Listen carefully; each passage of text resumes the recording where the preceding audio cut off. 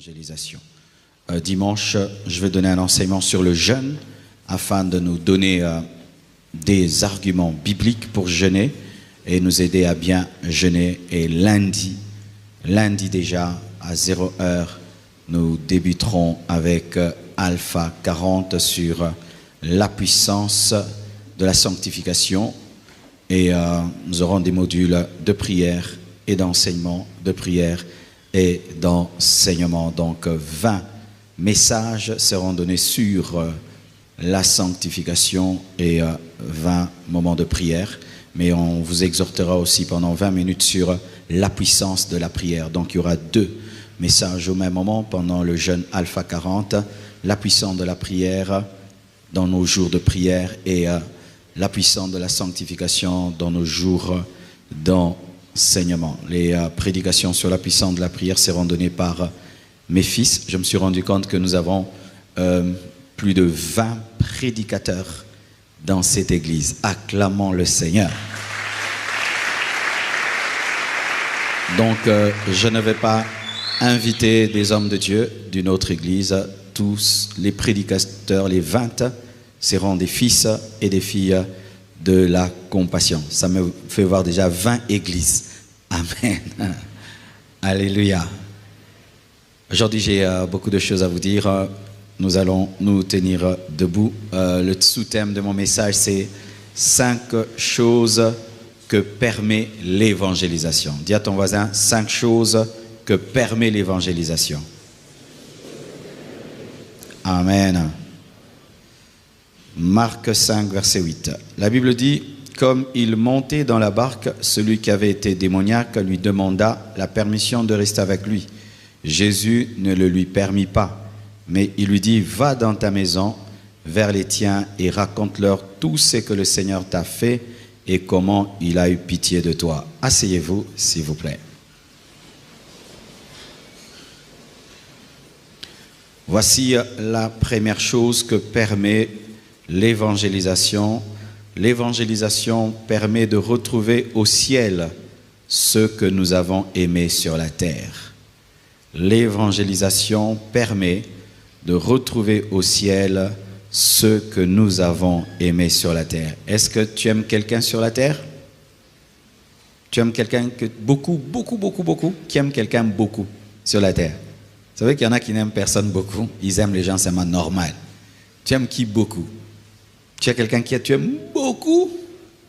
Alors, l'évangélisation peut te permettre de la retrouver au ciel. Et donc aussi, si tu ne l'évangélises pas, si elle est dans le monde, tu risques de ne jamais la retrouver au ciel.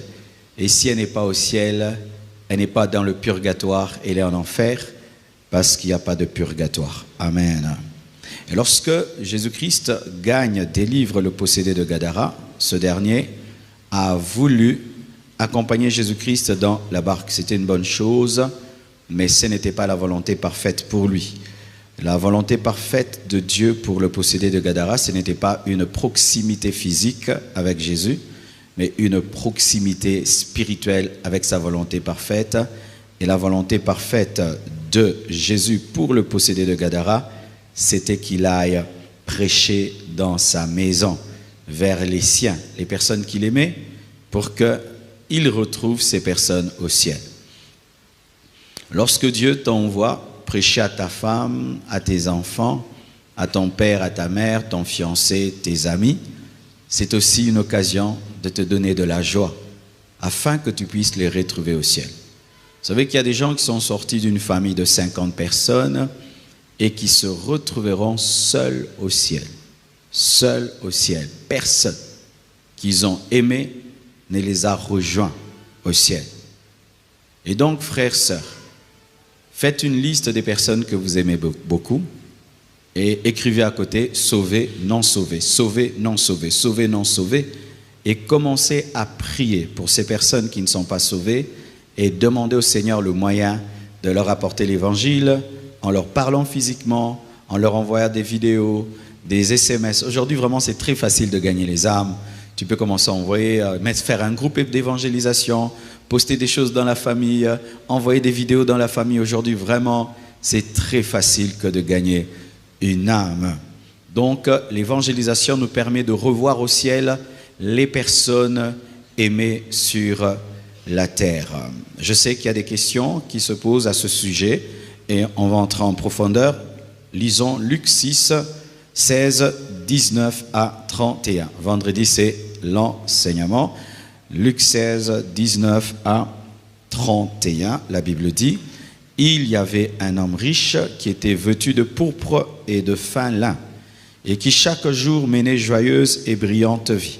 Un pauvre nommé Lazare était couché à sa porte, couvert d'ulcères, et désireux de se rassasier des miettes qui tombaient de la table du riche.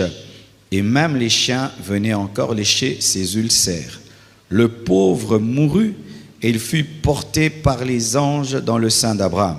Le riche mourut aussi, et il fut enseveli. Vous voyez la différence au verset 22? Quand on parle du pauvre qui est mort, on dit qu'il est porté par les anges. Mais quand, dans le sein d'Abraham, le sein d'Abraham là symbolise le paradis ou le bon séjour de mort. C'est ça, sein d'Abraham, c'est le bon séjour de mort en ce temps-là, car Jésus-Christ n'était pas encore mort et ressuscité. Sachez qu'avant la mort de Jésus-Christ, toutes les personnes qui mouraient dans la foi allaient dans le bon séjour de mort qu'on appelait sein d'Abraham ou lieu de repos. Alors, lorsque le pauvre meurt, la Bible dit les anges viennent le prendre. Les anges ne viennent pas le prendre parce qu'il est pauvre, parce que certains aussi font l'apologie de la pauvreté. Il faut être pauvre pour aller au ciel. Lazare n'est pas allé au ciel parce qu'il était pauvre. Lazare est allé au ciel, c'est parce que malgré sa pauvreté, il croyait en Dieu. Amen. Hein? Et le riche n'est pas allé dans le feu parce qu'il était riche. Le riche est allé dans le feu parce que sa richesse l'a empêché de croire en Dieu.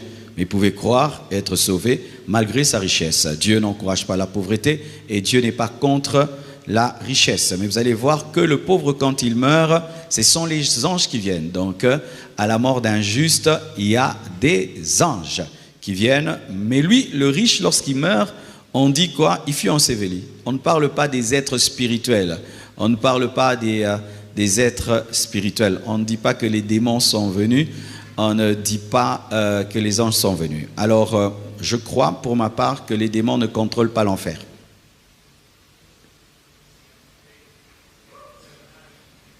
Regardez, pour ce qui est du paradis, les anges viennent parce que Dieu contrôle le sein d'Abraham.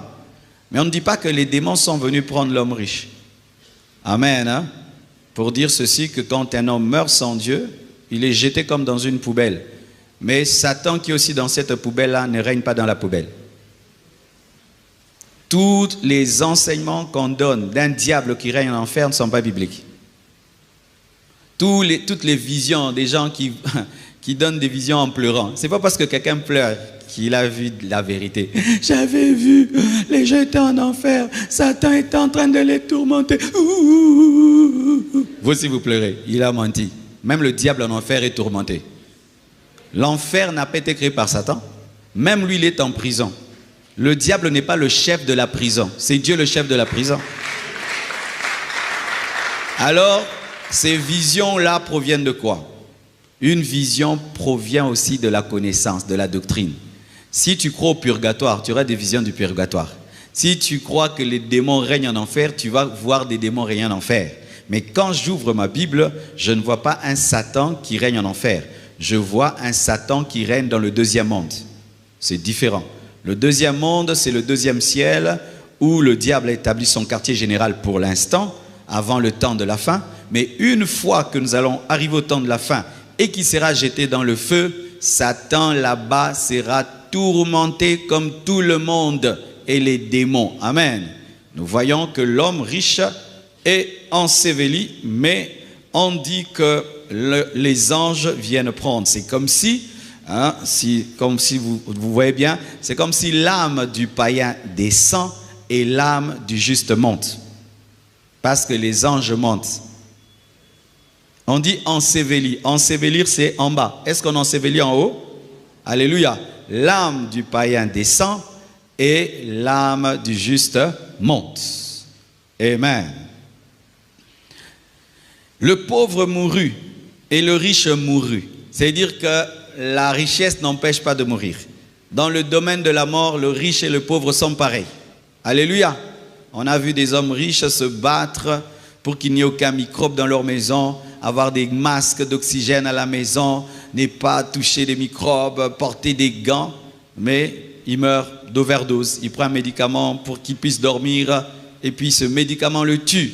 Bien-aimé, que tu le veuilles ou pas, si Jésus-Christ tarde, tu mourras. La richesse ne te protégera pas, le succès ne te protégera pas, mais il faut être tout le temps prêt pour aller dans le bon séjour de mort. Et aujourd'hui, nous, dans le Nouveau Testament, nous ne finissons pas dans le bon séjour de mort, nous finissons dans le paradis, car Jésus a dit aux brigands qui étaient à sa droite, moi et toi aujourd'hui, nous nous retrouverons au paradis, pas dans le bon séjour de mort.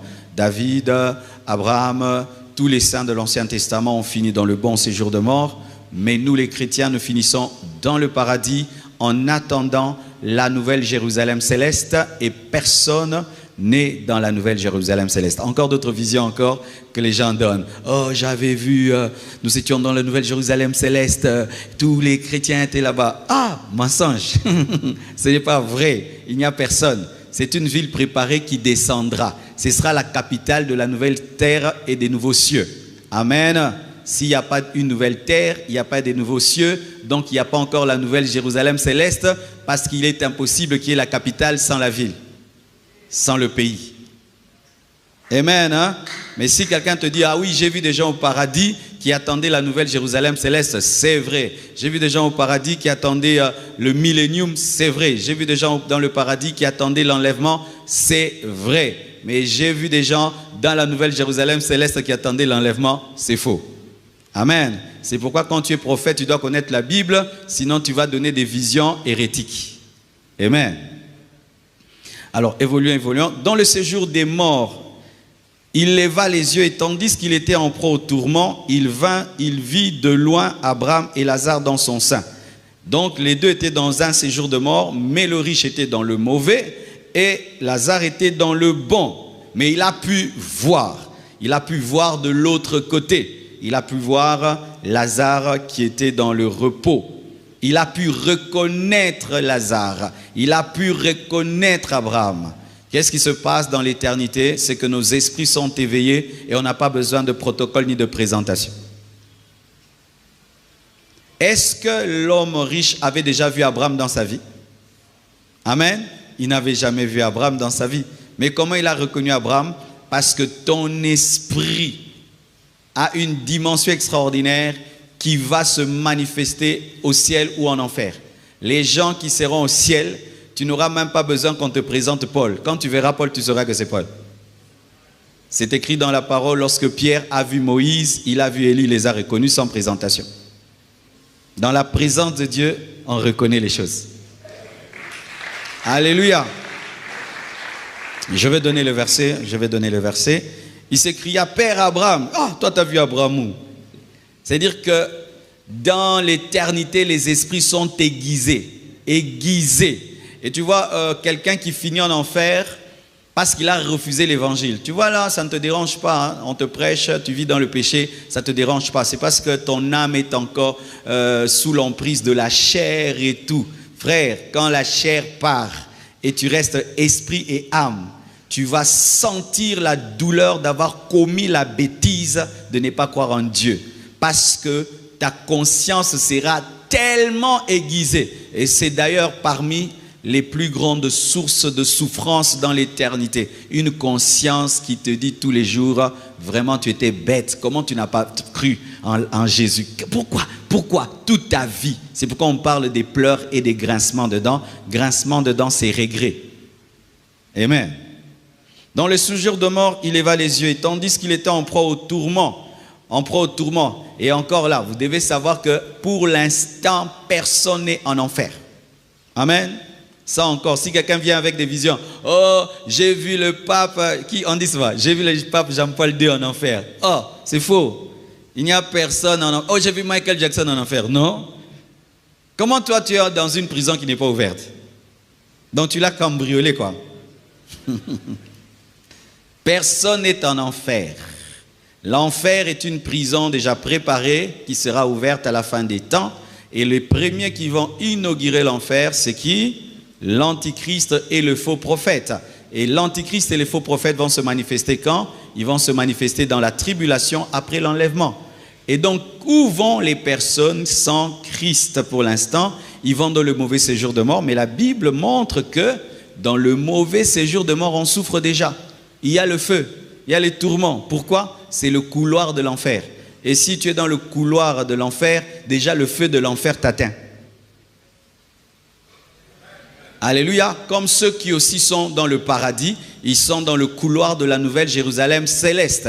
Le paradis est le couloir de la nouvelle Jérusalem céleste et le mauvais séjour de mort est le couloir de l'enfer. Amen, ce sont des précisions. Mais certains lorsqu'ils ont des visions en soi, ils voient le mauvais séjour de mort, mais comme ils ne sont pas bien enseignés, ils disent enfer. Amen. Hein? Il faut aussi les comprendre. Hein? Tu ne peux pas rejeter, ah, c'est pas de Dieu, c'est pas de Dieu. Peut-être qu'il a bien vu, mais n'a pas eu les termes bibliques, théologiques pour expliquer sa vision. Amen. Ok. Alors il s'écria, Abraham, aie pitié de moi, envoie Lazare pour qu'il trempe le bout de son doigt dans l'eau et me rafraîchisse la langue, car je souffre cruellement dans cette flamme. Waouh! Il a demandé de l'eau. L'homme riche a demandé une goutte d'eau. Une goutte d'eau. Et je vous avais parlé de ma tante, elle m'avait permis de donner ce témoignage. Ma tante a eu 2 comas. Le premier coma, elle a eu le corona. Le premier coma, elle a vu qu'elle devait entrer dans le paradis. Jésus lui a dit, tu n'es pas prête, rentre, parce qu'elle avait 2 ou 3 ennemis dans son cœur. Et Jésus lui a donné le nom de ses ennemis et lui a même donné le sobriquet qu'elle avait donné à ses ennemis. Jésus est terrible. Hein? Il dit, tu n'es pas prête, elle est rentrée, elle a arrangé. Elle était guérie, après encore elle est tombée dans le coma, entrée dans le coma, et cette fois-ci elle dit, pasteur Marcelo, je me suis retrouvé dans un four en feu comme pas possible, et j'étais prête à vider mon compte en banque pour avoir une fraîcheur d'1 seconde. Et elle m'a dit quelque chose, elle a dit, souvent lorsqu'on nous parle de l'enfer, on nous parle d'un groupe d'hommes au même endroit en train de brûler. Non, c'est la solitude totale. Chacun est dans sa pièce, dans le séjour de mort. Chacun dans sa pièce. Pourquoi? Souffrir en groupe aussi, ça diminue la souffrance. Quand on était à l'école et qu'on échouait tous avec le premier de la classe, qui pleurait? On allait dire à papa, même le premier de la classe, il a eu 0. C'était difficile. Et en enfer, vous voyez ces visions, on dessine des choses, plein de gens ensemble en train de brûler. Ce n'est pas la Bible, c'est l'imagination. En enfer, tu vas récolter seul. Tu t'imagines maintenant, en prison, une fois je suis allé en prison, des fois il y a de l'ambiance en prison, hein, vrai ou faux? Je connais des prisonniers d'ailleurs qui n'aiment pas sortir de la prison. Ils ont des amis, ils ont des potes, ils font le sport, ils mangent ensemble, ils causent, ils papotent. Vraiment, ils ont une vie là. Et les gens pensent que l'enfer, c'est comme ça. Non. En enfer, c'est que quand tu meurs, ou même le séjour de mort, parce que je dois parler du séjour de mort, parce que l'enfer n'est pas encore ouverte, mais ce qui est vrai pour le séjour de mort est vrai aussi pour l'enfer, mais dans l'enfer, il y a un mélange avec les démons. Dans le séjour de mort, pour l'instant, il n'y a que les hommes. Les démons ne sont pas dans le mauvais séjour de mort. Ils sont en train d'opérer sur la terre, mais en enfer, il y aura un mélange, les hommes et les démons, parce que l'enfer a été préparé pour le diable et ses démons, et les hommes qui vont refuser Jésus. Alors pour l'instant, dans le mauvais séjour de mort, il n'y a que des hommes, mais chacun est dans sa cellule. Et dans l'éternité aussi, chacun sera dans sa cellule. Imagine, tu peux vivre dans des bonnes conditions, tu es seul, tu ne vois personne, tu peux craquer. En Europe, les gens craquent seulement à cause de la solitude. Hein? Il a tout, mais il est seul, il craque. Maintenant, tu es dans le feu, dans la souffrance éternelle, tu ne vois personne. C'est pas même que tu vas entendre l'autre en train de crier, pleurer, là ça te réconforte qu'on est à 2. Tu n'entends personne.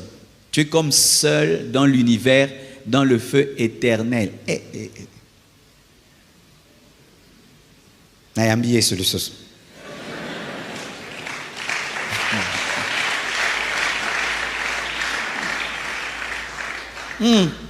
Non. Tu peux supporter ça?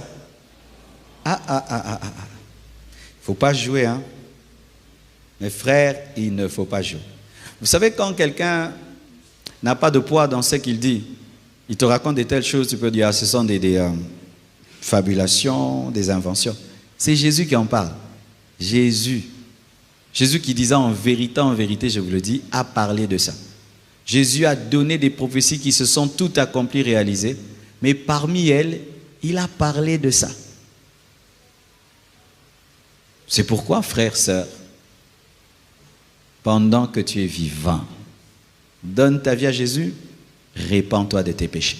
Chaque fois que Dieu te parle d'un mal, ne t'endurcis pas. Tu vas le regretter seul pour l'éternité. Certains pêchent à cause d'un groupe d'amis. En enfer, il n'y a pas de groupe d'amis. Il n'y a pas de groupe d'amis. Parce que même quand on meurt en groupe d'amis. Alors pourquoi tu pêches à cause des amis, à cause de l'influence, alors que tu seras seul pour l'éternité? Mon enfant, souviens-toi que tu as reçu les biens pendant ta vie et que Lazare a eu les maux pendant la sienne. Maintenant, il est ici consolé et toi tu souffres. D'ailleurs, il y a entre nous et vous un grand abîme afin que ceux qui voudront passer d'ici vers vous ou de là vers nous ne puissent pas le faire. Le purgatoire n'existe pas. Amen. Je n'ai rien contre cette église-là qui prêche ça. Amen. D'ailleurs, je les aime beaucoup. Mais c'est la vérité. La Bible ne nous présente pas que tu peux mourir et tu étais dans le mauvais séjour de mort et puis tu vas dans le bon. Abraham a dit, c'est impossible. C'est impossible. Tous ceux qui vous enseignent le purgatoire ne vous aiment pas. Même s'ils vous enseignent avec une douce voix. Alléluia. Même s'ils enseignent en grec, en latin. C'est faux. Le purgatoire n'existe pas. D'ailleurs, de manière logique, réfléchissons un peu de manière logique, mes frères. Pendant ta vie, tu as la force, l'énergie, tu as tout. Tu refuses de donner ta vie à Jésus. Maintenant, quand tu meurs, nous, on brûle des l'encens, des bougies, et puis tu vas au ciel. Quelle escroquerie! Ça, c'est une fausse doctrine. Ça prouve que Dieu est bête. Amen. Et que dans sa parole, il y a des défauts. Et donc, pourquoi nous alors nous craignons Dieu? Pourquoi alors il nous demande de nous sanctifier pendant qu'on est vivant? Mourons dans le péché et puis arrangeons-nous qu'il y ait quelqu'un qui brûle de l'encens pour nous, qui organise des messes pour nous, et puis on se retrouve au ciel. C'est archi faux, mes frères. Une fois que tu es dans le mauvais séjour de mort, c'est fini. La preuve, ce riche, encore ceci, ce riche, pendant qu'il était vivant, il avait une âme insensible. Mais remarquez que quand il meurt, c'est comme s'il s'est converti en retard. Il faut lire la Bible lentement. Hein. Vous allez voir qu'il fait montre d'humilité, il fait montre de sensibilité, il a même le souci de ses frères qui sont vivants, mais en retard. En retard. Et ce riche reconnaît qu'il ne peut pas aller de l'autre côté. Il accepte ça et dit donc, envoie même Lazare qui ressuscite, qu'il aille prêcher à mes 5 frères. Hein. C'est 5 frères, hein, afin qu'ils ne viennent pas ici. Et donc, cet homme reconnaît la puissance de l'évangélisation, mais en retard. Cet homme nous prêche l'évangélisation. Il dit à Abraham, envoie Lazare prêcher. Et Abraham lui dit non, ils ont la loi et les prophètes qui les écoutent. Parce que même si un homme mort ressuscité, s'il ne croit pas aux prophètes et en la loi, ben, ils ne viendront pas ici. Pour dire ceci, que la prédication de la parole est plus puissante que les témoignages de résurrection. Alléluia. Quelqu'un peut ressusciter et venir vous dire « J'étais en enfer » ou « J'étais au ciel ». Croyez, il pleure. Les gens peuvent douter. Mais si tu prêches la parole avec conviction, ils vont croire. C'est bizarre. C'est ce que Abraham dit. C'est écrit, hein, 31. Abraham lui dit « S'ils n'écoutent pas Moïse et les prophètes, ils ne se laisseront pas persuader quand même quelqu'un des morts ressusciterait. » Amen. Hein. Je suis en train de poursuivre quelque chose en vous disant ça. À la fin, je veux vous dire pourquoi je viens de vous dire tout cela. Matthieu 17, versets 1 à 4. 6 jours après, Jésus prit avec lui Pierre, Jacques et Jean, son frère, et il les conduisit à l'écart sur une haute montagne. Il fut transfiguré devant eux, son visage resplendit comme le soleil et ses vêtements devinrent blancs comme la lumière. Et voici, Moïse et Élie leur apparurent, s'entretenant avec lui. Pierre, prenant la parole, dit à Jésus, « Seigneur, il est bon que nous soyons ici si tu le veux. je dresserai ici 3 tentes, une pour toi, une pour Moïse et une pour Élie. Comment Pierre a su que tel était Moïse et tel était Élie? Et Pierre n'était pas mort, il était vivant, mais il était dans une atmosphère tellement spirituelle qu'il n'a pas eu besoin de présentation. On ne montre pas Jésus-Christ dire Moïse, je te présente Pierre, Pierre, je te présente Élie, enchanté, enchanté. Rien de tout cela. Il est dans la présence de Dieu et ça c'est Moïse, ça c'est Élie. Alléluia. Élie n'est jamais mort et Moïse était mort. Alléluia. Il a pu reconnaître un mort, il a pu reconnaître un enlevé. Et cela révèle la puissance de Christ, c'est qu'en Christ, les morts en Christ ressusciteront et les vivants seront transformés. Élie représente ceux qui ne mourront jamais et Moïse représente ceux qui mourront et ressusciteront. Et tous en Jésus au centre. Amen. Mais, voyez, Pierre n'a jamais rencontré Élie de toute sa vie. Il n'a jamais rencontré Moïse de toute sa vie, mais il a su, ça c'est Moïse, ça c'est Élie. Avançons encore. Apocalypse 21, versets 4 à 5. La Bible dit ceci. Il essuiera toute larme de leurs yeux. De qui? De ceux qui sont entrés dans la nouvelle Jérusalem céleste.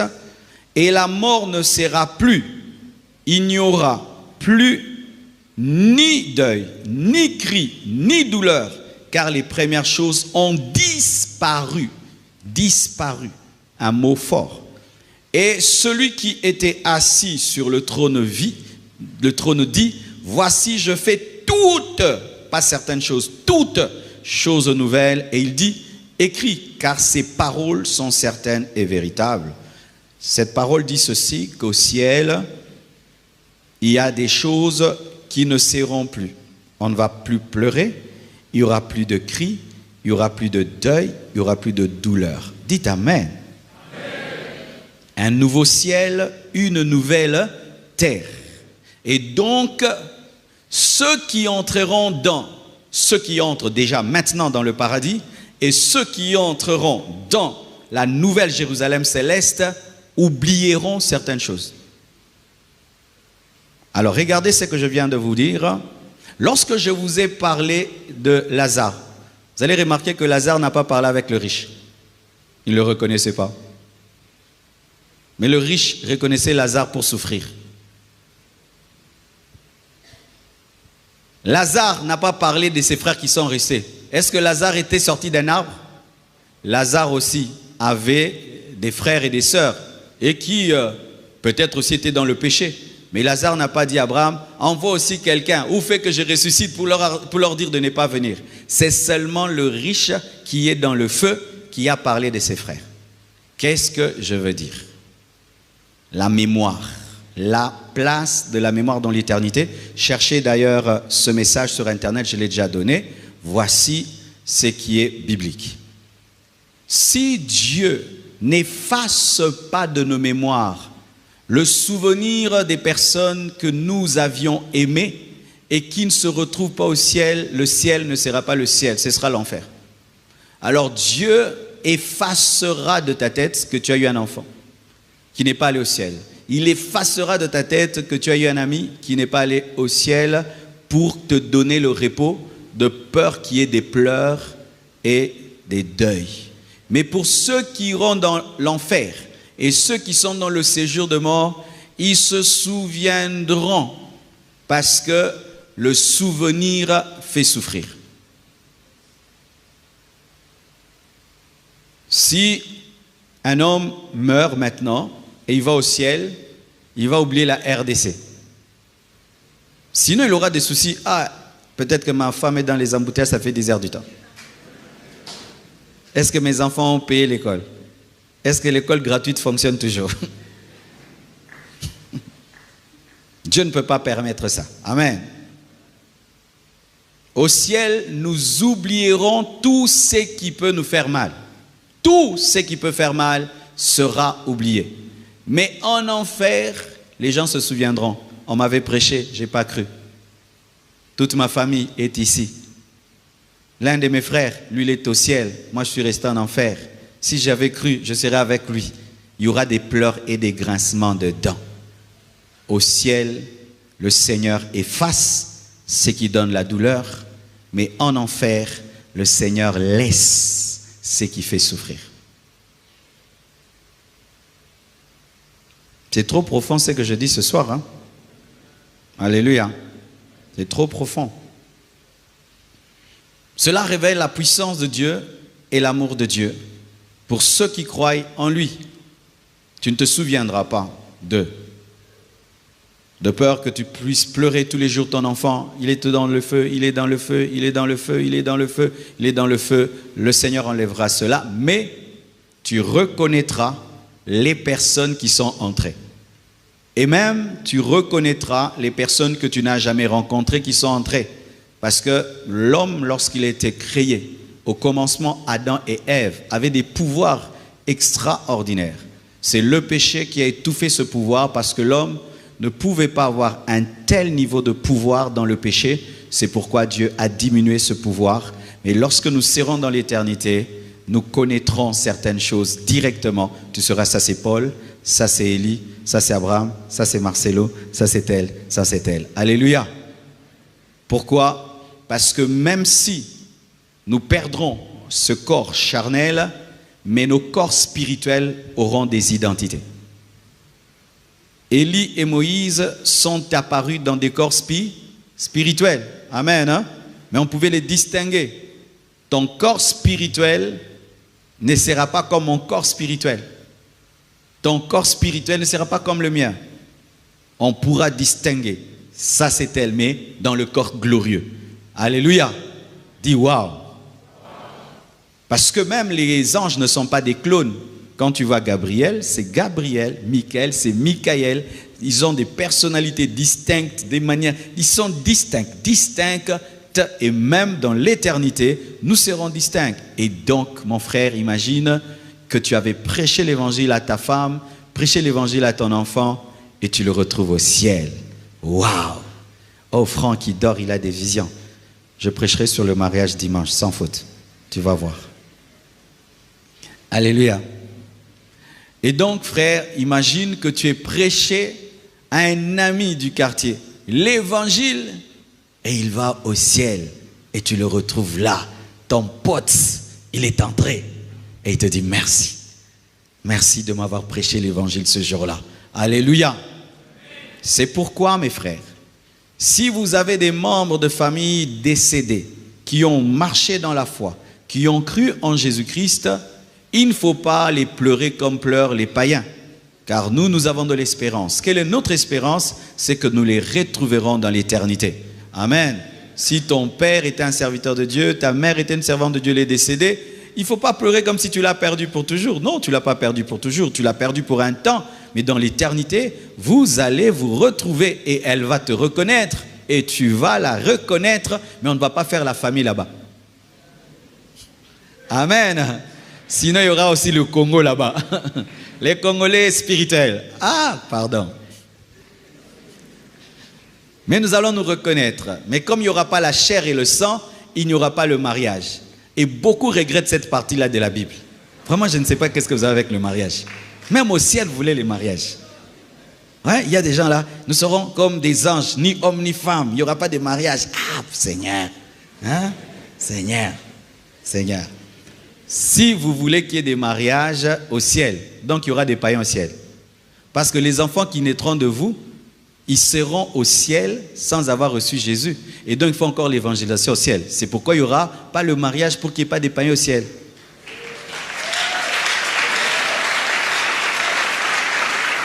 Oui. Regardez ça. Dieu l'a déjà fait. Pour ceux qui ne savent pas. Vous savez qu'après l'enlèvement, il y aura la tribulation, n'est-ce pas?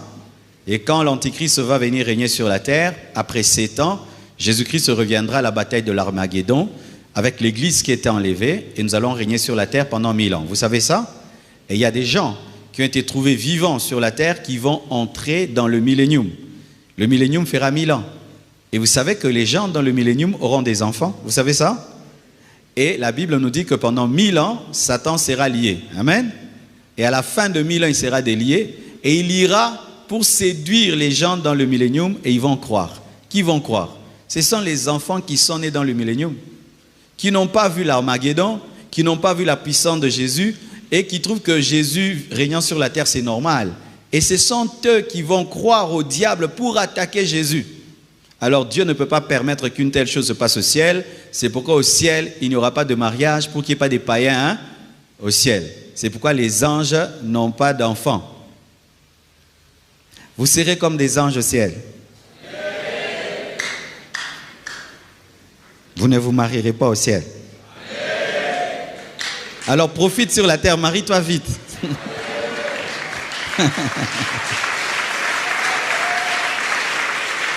Amen. Et Satan attaque les enseignements sur le ciel en nous disant, mais ce sera fade. 1, il n'y a pas de mariage. 2, il n'y a pas de cop. Ah oui, je sais. Il n'y a pas de cop. Il n'y a rien. On chante seulement Alléluia. Presence. Alléluia. Saint, Saint, Saint, Saint, Saint, éternel. Tout est blanc, tout le monde habillé en blanc. On marche lentement. Il ne faut pas faire du bruit. C'est ce que tu vois, non? Entre nous, disons-nous la vérité. C'est ce que le ciel que tu vois, non? Et tu vois un Dieu assis sur un trône, en train de nous surveiller, nous tous. Dis, religion. Voici la vision que tu dois avoir du ciel. Tu es déjà allé dans une fête qui t'a marqué? Moi, oui, quand j'étais païen, il y a des fêtes, vraiment, tu as envie de rester là-bas. Le corps reste là-bas. L'esprit reste là-bas, le corps sort. Tu as déjà été dans des fêtes comme ça? Maintenant, le ciel, si tu veux imaginer le ciel, c'est la fête de la fête de la fête de la fête de la fête de la fête de la fête de la fête de la fête de la fête de la fête de la fête de la fête de la fête de la fête de la fête de la fête de la fête de la fête. Mais maintenant, éternellement. Alléluia. Et Dieu ne nous a pas tout dit. Il va nous donner beaucoup de travail à faire. On ne va pas s'ennuyer au ciel. Hein? Est-ce que les anges s'ennuient? Non, si on ne va pas s'ennuyer. Il y a des choses que je ne peux pas t'enseigner ici. Tu vas aller me publier sur Internet. Mais il y a des choses que moi je sais. Et vraiment depuis que je le sais, le ciel c'est extraordinaire. Parce que nous serons comme les anges. Alléluia. Regardez déjà dans le millénium. Lorsqu'on va revenir dans le millénium, vous savez que nous serons des gouverneurs? Vous savez ça? Vous savez que certains chrétiens, quand ils vont revenir dans le millénium, ils vont régner sur des continents. En fonction de la récompense que tu as reçue au tribunal de Christ, tu vas régner sur la terre. Il y aura des chrétiens gouverneurs pendant 1000 ans. Des chrétiens présidents de l'Afrique, présidents de l'Asie. Alors moi je me bats très très fort, il faut que je préside même l'Afrique. Travailler ma casse. Oui, et tu règnes là-bas, tu règnes, tu domines parce que tu es un esprit. Et tu te déplaces à la vitesse de la pensée. Quand tu veux quitter le coin de l'Afrique, aller à l'autre coin, tu penses et tu es. Mais c'est comme ça que les anges se promènent. Ils pensent, il est. Il n'est pas omniprésent, mais il a la vitesse de la pensée. Que personne ne te mente que ce sera un ciel de Lola, Lola. Et maintenant, on nous présente en enfer. Il fait le mouvement. Non, l'enfer, ce n'est pas une boîte de nuit. L'enfer, c'est une prison où on est isolé tout seul, en train de pleurer, de pleurer, de pleurer, de grincer les dents. Il n'y a aucune joie, il n'y a aucune guitare, il n'y a aucun concert. Oh non, si je vois Michael Jackson, je vais dire qu'il me finisse le concert qu'il a raté. En français, il va te gifler. D'ailleurs, vous n'allez même pas vous rencontrer avec lui. Parce que chacun est isolé. Qu'on ne vous mente pas. Oh, Tokutana, Luambo, tout. Tu ne le verras pas.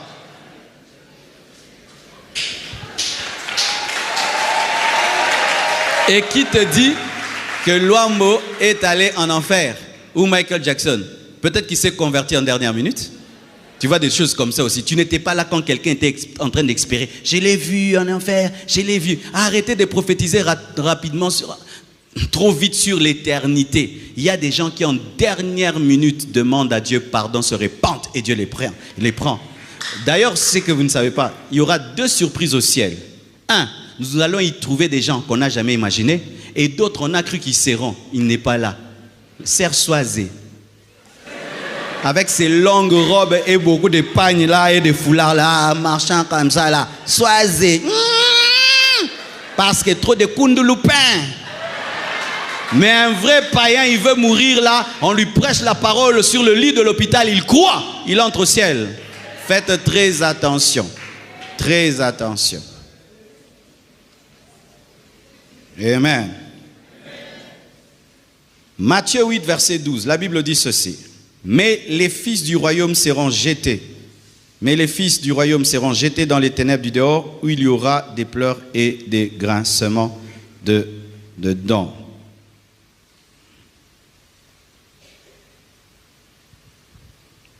Je commence au verset 11 pour mieux comprendre. Or, je vous déclare que plusieurs viendront de l'Orient et de l'Occident et seront à table avec Abraham, Isaac et Jacob dans le royaume des cieux. Mais le fils du royaume seront jetés dans les ténèbres du dehors, où il y aura des pleurs et des grincements de dents. C'est pourquoi il faut bien lire la Bible. Hein. Si on avait pris que le verset 12, ça voulait dire que les enfants de Dieu seront jetés dans le feu. Mais quand tu prends le verset 11, tu comprends qu'il s'agit d'Israël. Amen. Lisez toujours la Bible calmement. Que veut dire cela, frères et sœurs? Que ceux qui devaient entrer en premier, les Juifs, s'étant endurcis par rapport à Christ, vont aller en enfer. Beaucoup de Juifs iront en enfer, mais les païens qui sont des enfants adoptifs croiront et seront sauvés. Amen. Acclamons le Seigneur.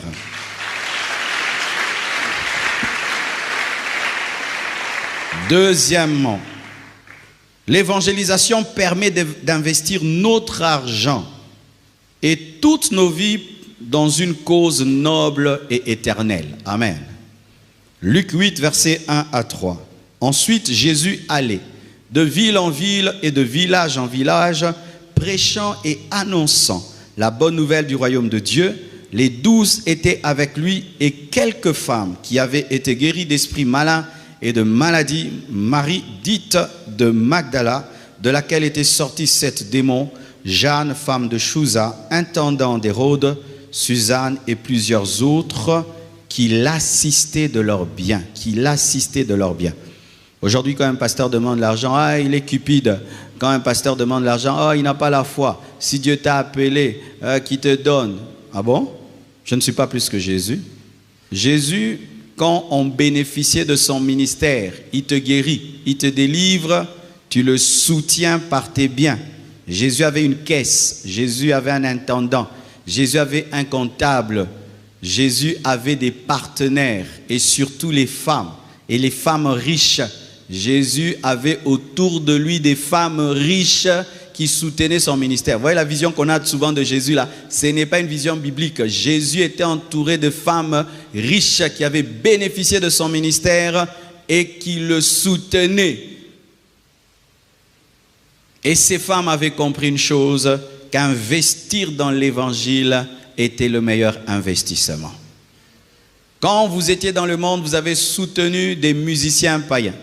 Certains, vous avez acheté des vêtements des musiciens païens. Pour Karabouak Libanga. Mère José, arrête à Paris. Ok, Libanga. Bakinga.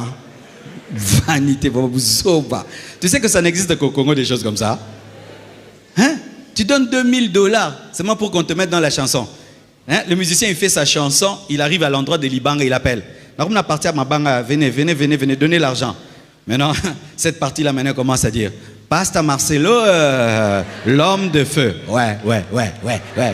$2000. Bêtise.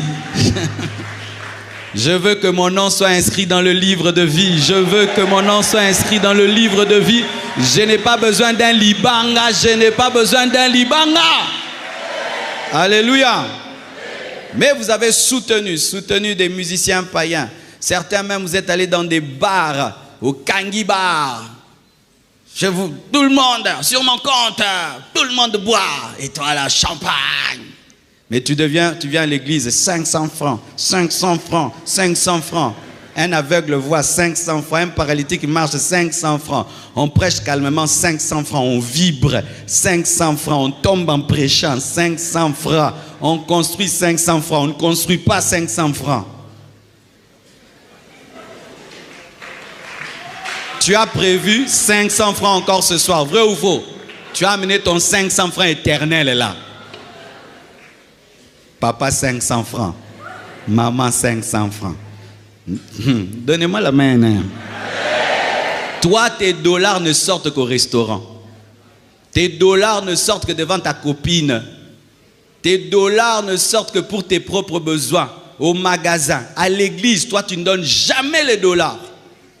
J'ai vu même des gens donner accidentellement les dollars et on poursuivit les diacres. Rendez-moi mon argent. J'ai fait une confusion entre la poche gauche et la poche droite. Donc toi, quand tu viens, tu dis ici, dollar, dollar, franc congolais. Répétition, dollar, dollar, franc congolais. Il ne faut pas oublier, ici quoi? Dollar, dollar, franc congolais. Pendant la louange, là, Sylvain chante bien. Tu confonds. C'est Dieu qui t'a aidé à donner tellement que tu es égoïste. Il t'a aidé à donner.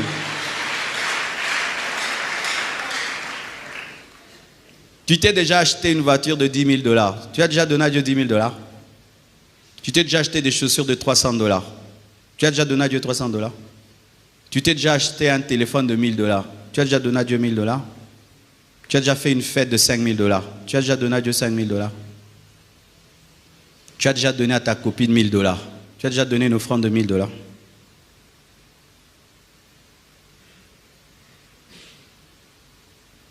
C'est pourquoi on reconnaît la foi d'un homme dans ce qui est éternel par sa manière de donner maintenant. Crie comme tu veux que tu aimes Dieu. Tant que tu ne donnes pas à Dieu, tu ne l'aimes pas. Tu ne l'aimes pas. Parce qu'il y a des endroits où tu sors l'argent. Hein. Tu sors de l'argent sans réfléchir. Ici, tu réfléchis à on enrichit les pasteurs, on enrichit les pasteurs, on enrichit les pasteurs. Frère, tu m'enrichis. Tu m'avais trouvé pauvre. Hein. Alléluia. Frères et sœurs, faites très attention avec ces esprits-là qui vous parlent. Oh non, quand tu donnes, c'est pour le pasteur, le pasteur, le pasteur. Ah bon? Alors ça c'était acheté avec quoi? C'était acheté avec quoi? Ça c'était avec quoi? Acheté avec quoi? Acheté avec quoi? Cette parcelle, acheté avec quoi? La parcelle en face, acheté avec quoi? Là où on va louer, acheté avec quoi? Tout ça là, acheté avec quoi? C'est Satan qui te donne toujours des raisons, des raisons. Et même quand un homme de Dieu sert bien Dieu et qu'il est béni, c'est normal. C'est normal. C'est normal. Hein? Si le Congo va mal, les ministres du Congo vont bien. Nous, maintenant, l'église va bien. Qu'on n'aille pas bien.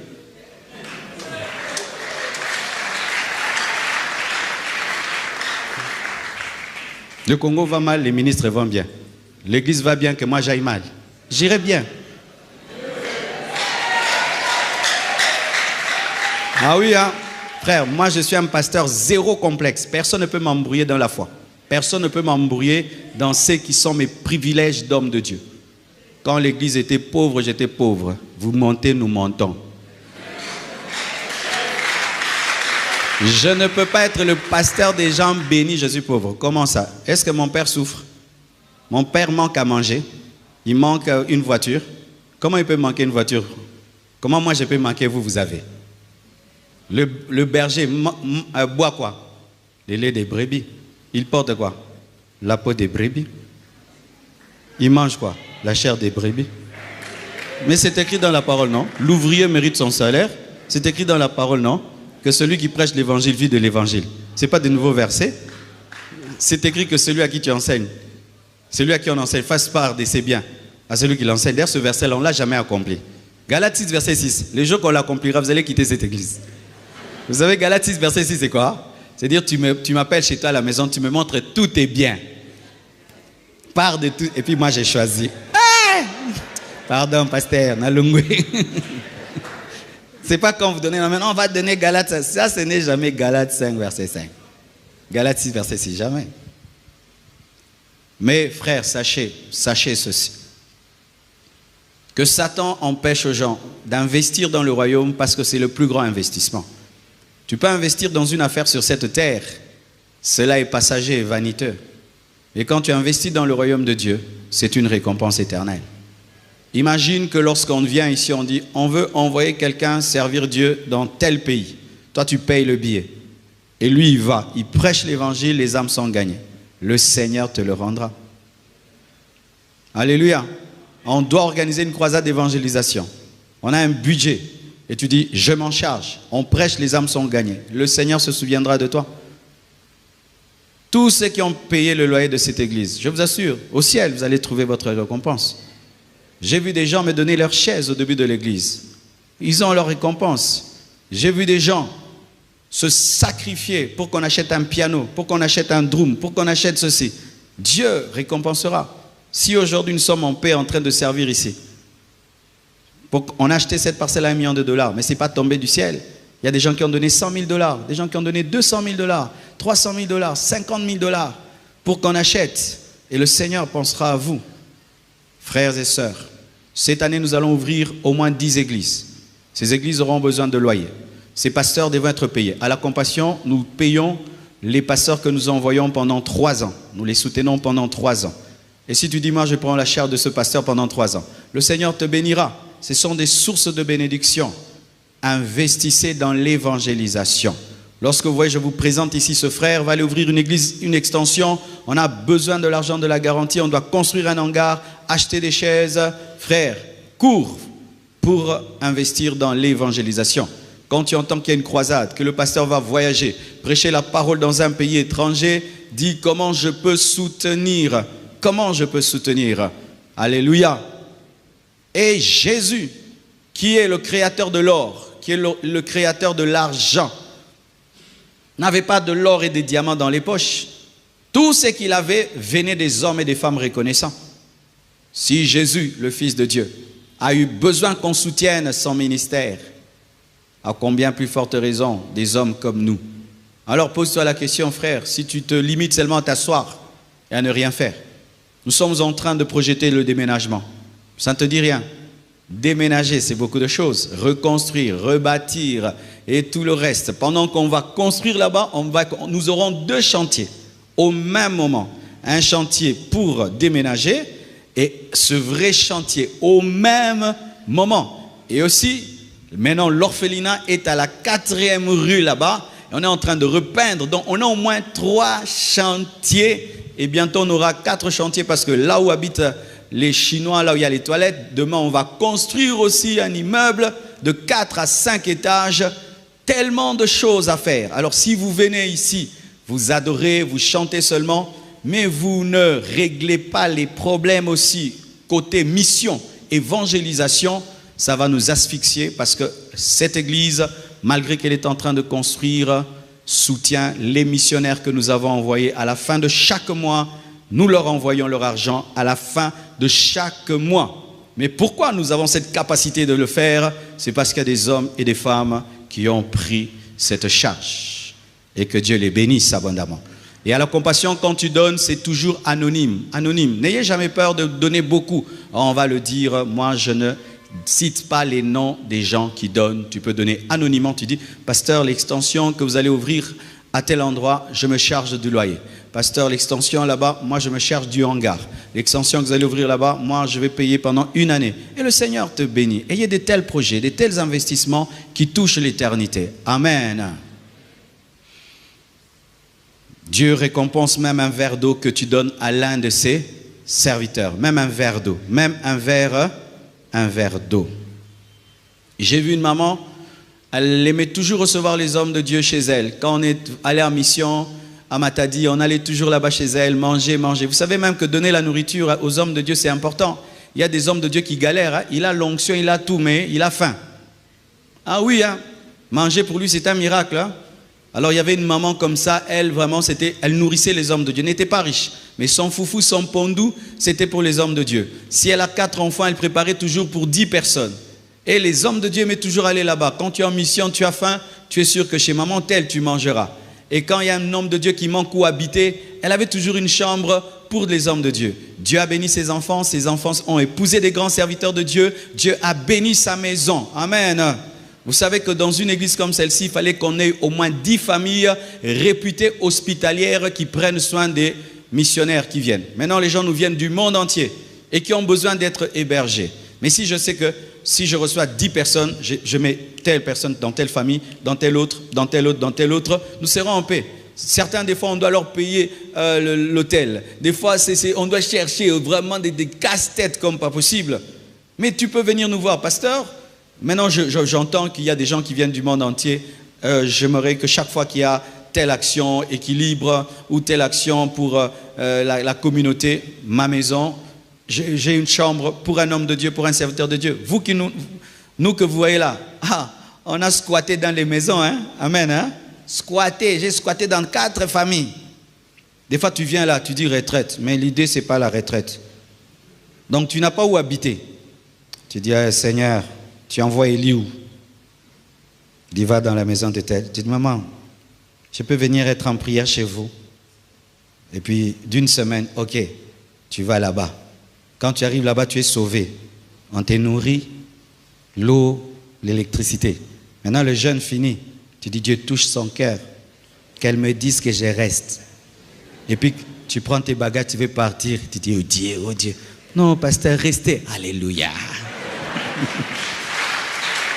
Ouais, moi j'ai vécu ça. Hein? J'ai vécu ça. Où tu prêches vraiment. Tu vois noir parce que tu as faim. Hypoglycémie. Pas d'attaque spirituelle. Et puis une maman t'amène tous les jours un panier à 12 heures. Elle te fait les makemba, le riz. Tu commences à prêcher avec énergie. Un jour, j'ai prêché, mon ami qui savait qu'on avait faim souvent. Il a dit, Marcelo, c'est d'un temps tu as l'onction de la nourriture. Hein. J'ai dit, tu as remarqué? Non, il y a fort. Dieu bénira cette maman. Hein.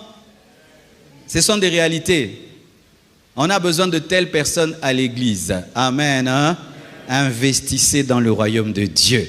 Et le royaume de Dieu, ce n'est pas invisible, ce sont des hommes de Dieu, des oins de Dieu, des gagneurs d'âme, des évangélistes, de l'œuvre de Dieu, la croissance de l'église. Investissez et Dieu vous le rendra. Amen. Troisièmement, l'évangélisation nous permet de mourir à nous-mêmes afin de nous adapter à ceux que nous désirons sauver. Permet de mourir à soi-même pour s'adapter à ceux qu'on désire sauver. 1 Corinthiens 9, versets 20 à 23. Écoutez ce que Paul dit. Avec les Juifs, j'étais comme Juif, afin de gagner les Juifs.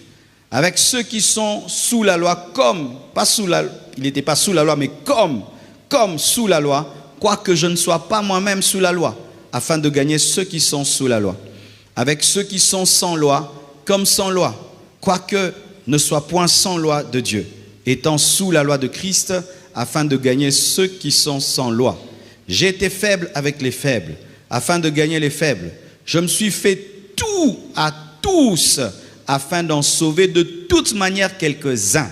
Je fais tout à cause de l'évangile, afin d'y avoir part. Acclamons cette parole. Waouh! Paul est en train de parler de sa capacité d'adaptation, comme un caméléon. Le caméléon peut devenir vert, rouge et tout, mais sa nature intrinsèque reste la même, mais il s'adapte à l'extérieur pour se confondre à l'extérieur. Et Paul avait cette capacité, c'est-à-dire que si vous êtes sous la loi de Moïse, il fait comme s'il est sous la loi de Moïse, mais n'est pas sous la loi de Moïse afin de vous sauver. C'est pourquoi des fois il pratiquait certains rites de la loi, mais ce n'est pas qu'il y croyait, mais seulement parce qu'il voulait sauver quelqu'un. Quand il était avec des chrétiens faibles, il faisait comme s'il était faible afin de les élever vers la force. Quand il était avec des païens, il faisait comme s'il était païen, c'est-à-dire il n'était pas juif, afin de les gagner.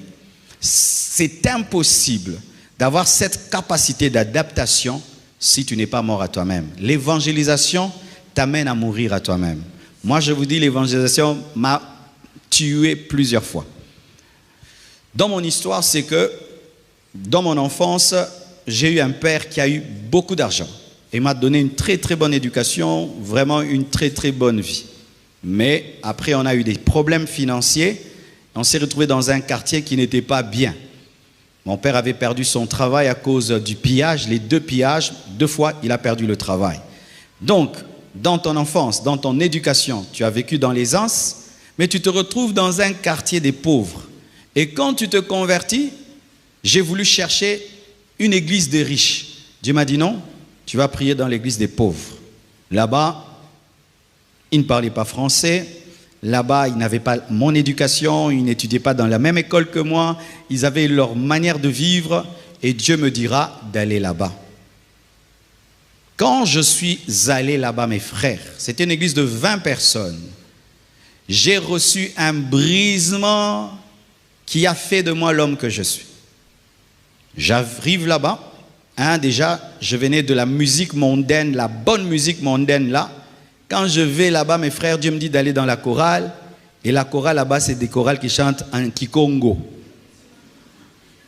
Des chansons comme Gembo aye katina biso.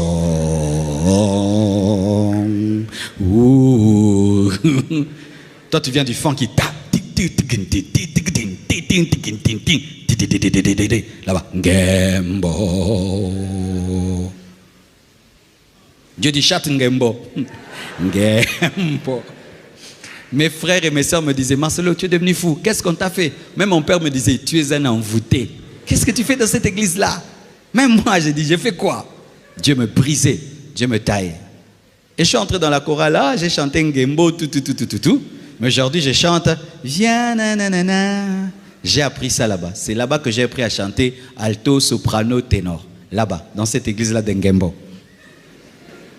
2, tu es dans ton éducation, on mange avec les couverts, avec la fourchette, couteau. Tu vas dans l'église, c'est l'heure de l'agapé, communion fraternelle, on prend du riz, du pondou, et puis pas de couverts. Oh, tu attends les couverts ne viennent pas. Oh.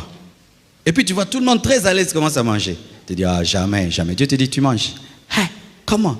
Mange. Et j'ai appris à manger, à ne pas avoir des chichis dans la vie. 2, chez vous à la maison, on ne t'envoie pas. Dans notre famille, l'aîné de la famille est comme un prince. On envoie tout le monde sauf lui. Ma mère, tu ne peux pas envoyer Marcelo. Je vais à l'église là-bas. Frère Marcelo, porte les bancs. Tu m'as vu? Porte les bancs. Dieu te dit porte. Tu portes les bancs. Tu t'imagines un métier avec un banc? En ces temps-là, il n'y avait pas beaucoup de métiers dans les églises. Hein? Donc, on dit que envoûté.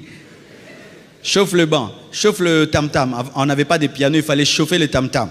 Balaye l'église. Tu balayes l'église. Les gens te voient en train de balayer l'église. Alors que chez vous, tu ne balayes même pas ta chambre. Beaucoup d'entre vous, vous voulez la grandeur. Mais vous avez fui le chemin du brisement. Vous avez fui le chemin du brisement. Je serai grand. Frère, où est la fondation? Où est ta fondation? La fondation est faite du brisement. Il n'y a pas de brisement, il n'y a pas de fondation, mes frères. Si on me dit de torchonner ici, ça ne me fait rien du tout. J'ai torchonné des endroits pires qu'ici. Caro d'ailleurs, quelle grâce. Nous, on ne portait pas des chaises bleues, nous, on portait des bancs qui veulent te tuer. On n'avait pas des chaises blanches à l'église, c'était des gros bancs. Mais tu transportes les bancs. On t'envoie au marché. Et des fois maintenant, tu vas prêcher à un endroit. Tu parles ton bon français. Frères et sœurs, papa. Dieu dit, prêche en lingala. Oh, mais en français comme Jimmy Swaggart. Jette Jimmy Swaggart ici, prêche en lingala. Bana nzambe lingibino. Oya kondimela akomona. Maintenant on voit un métier en train de dire, hein, bo pikiliki, engunduka, bo yenge bene. On dit, il est fou. Adaptation, mort. Adaptation, mort. Adaptation, mort. Adaptation, mort. Avec les riches, tu sais vivre avec les riches. Avec les pauvres, tu sais vivre avec les pauvres. Tu n'es pas snob. Tu n'es pas dans tes chichis. Oh, moi, je touche pas. Quand tu vois un chrétien, chip, il n'est pas mort à lui-même. Un chrétien ne te fait pas sentir son rang social. C'est comme ça qu'on reconnaît un chrétien brisé. Il ne te fait pas sentir son rang social. Tu ne le sens pas. Jésus a quitté le ciel pour la terre et il a permis à Jean de dormir sur sa poitrine. Jésus préparait le poisson. Jésus, il prépare les poissons après la résurrection et il donne à ses disciples. Frère, l'évangile fait ça. Tu vas dans un endroit, Dieu te dit, ne t'habille pas comme ça.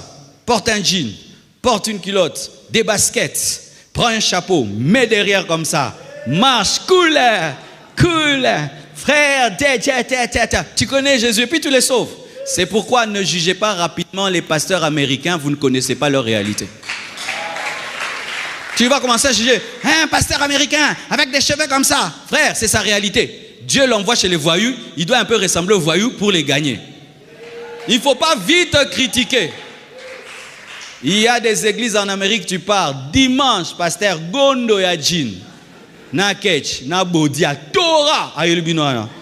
Abitala mutamusamu, mutamasumu,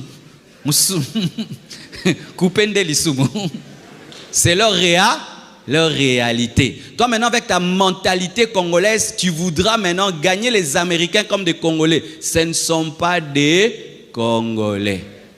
Tu vas aller aux États-Unis, tu trouves des jeunes, des pantalons déchirés comme ça, déchirés, des locks. Tu vas dire, quiconque a des pantalons déchirés, dehors, locks, tout le monde sort. On te laisse tes bancs. Prêche-leur comme ça. Ils vont changer progressivement. La capacité de t'adapter, la capacité d'apprendre une langue. C'est pourquoi de ce côté-là, je félicite l'Église catholique. Tu vois un prêtre allemand, mais il parle kikongo. Mais nous, les églises de réveil en France, on prêche en lingala. Vraiment, hein? Qu'est-ce qu'il y a vraiment, nous les Congolais, avec notre langue-là? Même en Europe, on a un interprète en lingala. Des fois, le lingala est un démon qu'il faut chasser au nom de Jésus. Oui, toi, tu vas prêcher aux États-Unis en lingala. Comment ça? Dieu t'a envoyé aux États-Unis pour gagner des Congolais. Prêche en anglais. Alléluia. La capacité de s'adapter. Tu es un intellectuel, mais tu prêches, tu sens que ton niveau intellectuel est haut, tu dilues ton message. Jésus prêchait de manière à être écouté par des enfants. Il ne faut pas faire l'orgueil de la connaissance, où il n'y a que des mots difficiles et compliqués dans ta prédication. Tu peux donner 2 ou 3, mais du début à la fin, une cacophonie. Déjà, il y a une maman là, ouah, c'est passé. Une perturbation atmosphérique, pouah, c'est passé encore. Et alors une exiguïté, c'est encore passé. Alors c'était contigu, c'est passé. Et puis il va demander à l'autre, motel est là, le bail nini. Quand tu dis ton bon français, après, sois terre à terre pour la maman même qui vend le pain, parce qu'elle aussi doit être sauvée. C'est pourquoi la Bible n'est pas faite que d'Ézéchiel, d'Apocalypse, il y a aussi l'évangile de Jean. Il y a aussi l'évangile de Jean. Il n'y a pas qu'Ézéchiel compliqué, il n'y a pas que l'Apocalypse, il y a aussi l'évangile de Jean. Mais toi, c'est toujours Ézéchiel. Même quand tu as une grande connaissance de la Bible, vous savez, frère, quand tu étudies la théologie, ce n'est pas que tu dois tout venir prêcher à l'église. Il y a des parties, c'est pour toi. N'amène pas ça à l'église. Parce que même le médecin, quand il t'opère, il ne t'explique pas la chirurgie, il t'opère. Moi, je vais là, j'ai un problème là, tu dois m'opérer, tu commences à m'expliquer comment tu as eu ton diplôme. Oh, ouvre-moi le ventre, enlève ça, c'est tout. C'est pourquoi il y a des gens, quand ils entrent dans la théologie, ils abîment sa prédication.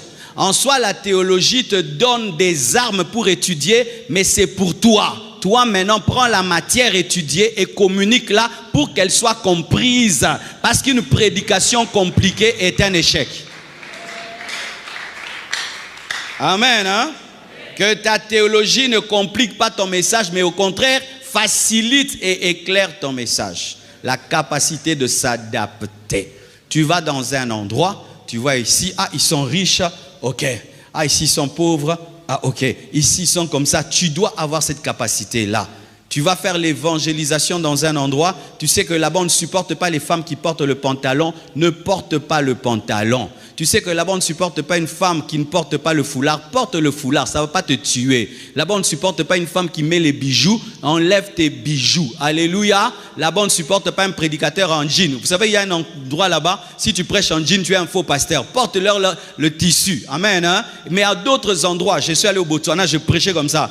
Le pasteur m'a dit, pasteur Boété, ça c'est nos ministres qui s'habillent comme ça. Quand tu prêches, tu es comme ça, ils te trouvent distant d'eux. Porte tes jeans et tes baskets. Et c'est vrai, j'ai tenu une croisade en jeans, baskets, ils venaient nombreux. Donc au Kangamate Bilele. Dit adaptation. Amen. Et quand tu es mort à toi-même, tu ne vas pas être quelqu'un qui fait souffrir les églises. Certains, quand ils refusent de s'adapter, par exemple, ça je veux dire entre nous quand même, quelqu'un veut m'inviter prêcher. Il y a des églises riches, des églises pauvres et des églises très riches. Une église qui est très riche, ah, pasteur, on veut t'inviter, on aimerait te payer le billet, tu veux quel avion, tu veux quel hôtel, quelle voiture, tout. Tu regardes leurs moyens, tu dis ok, mettez-moi dans tel hôtel, payez-moi tel billet, tout, tu regardes. Une église moyenne, tu ne vas pas leur demander de te donner ce qu'une église très riche a. Non, parce que ton ministère ne doit pas faire souffrir une église. Et il y a d'autres églises, nous sommes allés, tu leur dis ne payez pas mon billet, je paye moi-même. Ne payez pas l'hôtel, je paye moi-même. Je fais tout moi-même, vous n'avez pas les moyens. Il ne faudrait pas que je vienne et j'appauvrisse l'église. Mais il y a certains hommes de Dieu, vous êtes standards. C'est-à-dire, quelle que soit l'église qui vous invite, il faut que ton standard soit respecté. Et après toi, cette église a des dettes, cette église se divise. Ce n'est pas l'amour. Lorsque tu comprends Dieu, tu t'adaptes. Et dans certaines églises d'ailleurs, c'est toi qui donnes tout. Je ne comprends pas des pasteurs multimillionnaires qui sont toujours en train de demander. Non, tu vas dans certains endroits, tu donnes tes livres. Dans certains endroits, tes cours sont gratuits. Dans certains endroits, c'est toi qui donnes. Pourquoi? Dieu t'a béni. Amen. Hein? Dieu t'a béni. Tu ne peux pas aller dans une église très très pauvre et puis tu dis droit d'entrée. Et il y a un qui est venu ici pour qu'il te donne un conseil, $150. Ah, papa, Fandanango. Fandan conseil na eux. $150. Il est multimillionnaire. Il faut $150 pour causer avec lui quelques minutes. Non, ça c'est pas de Dieu. Amen. Hein? Adaptation. D'ailleurs, moi, frère, dans le ministère, je n'ai pas de cachet. Tu veux inviter Marcelo, $10 000, $20 000, il viendra toujours. Oui, parce que certains racontent, Marcelo, pour l'inviter, il faut $100 000, $20 000. Faux, je ne demande rien. Rien du tout. Mais il y a certains principes qu'il faut respecter, de sécurité et tout. Mais il n'y a pas de cachet. Mais je vois certains, il est encore jeune dans le ministère. Quand tu l'invites, vire-moi $2 000 avant que je ne vienne prêcher. Tu es égaré, perdu, cupide. Tu vas t'arrêter là. Donne-moi la main, hein? Même vous les musiciens qui chantez avec des cachets, vous ne remarquez pas que vos onctions ont commencé à diminuer? Vous les musiciens qui demandez des cachets avant de chanter, vous ne remarquez pas que lui l'a diminué? Vous avez le succès mais vous n'avez plus l'onction. Faites très attention. Arrêtez de vendre le don de Dieu. Tu chantes, l'église est bénie, l'église elle-même pense à toi et te bénit. Mais quand il faut $10 000 d'abord pour venir chanter, fais attention. Dieu va se faire sortir des petits jeunes là, avec des chansons puissantes qui vont cartonner dans la ville et on va oublier tes chansons. Faites très attention. Amen. Tu vas prêcher dans une église, dans certaines églises, les mamans s'assiedent à droite et les papas à gauche. Ne va pas les embrouiller, mélangez-vous. Laisse-les tranquilles. Tu es venu sauver les gens, tu n'es pas venu mélanger les chaises. Alléluia. S'adapter. Une fois j'étais invité par certaines personnes, m'ont dit, pasteur, on t'a écouté prêcher et des fois tu dis tout. Dans notre église on ne dit pas tout. Quand tu veux parler de ceci, voici le mot. Quand tu veux parler de ceci, voici le mot. Eux ils ne supportent pas les mots crus. Ils ne supportent pas que tu appelles le chat par son nom.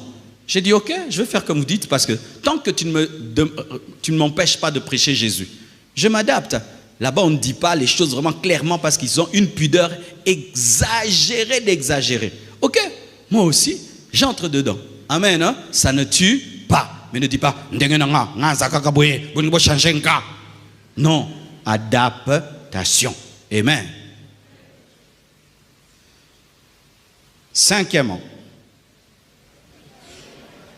Quatrièmement, l'évangélisation permet de faire du bien aux hommes. Acte 10, verset 38. La Bible dit ceci, vous savez comment Dieu a oint du Saint-Esprit et de force Jésus de Nazareth, qui allait de lieu en lieu, faisant du bien et guérissant tous ceux qui étaient sous l'empire du diable, car Dieu était avec lui. L'évangile permet de faire du bien. Jésus allait de lieu en lieu, prêchant l'évangile et faisant du bien. Celui qui prêche l'évangile fait du bien, en guérissant les malades, en chassant les démons, mais aussi en sauvant, en apportant un message d'espoir, un message de réconfort. Je suis chrétien, mais il m'arrive des fois, quand tu passes par des moments difficiles, Dieu te dit, va écouter cette prédication. Et tu écoutes la prédication, elle te fait du bien. Mais tu es déjà pasteur, tu es chrétien. Ça te fait du bien. C'est un Américain, il te fait du bien.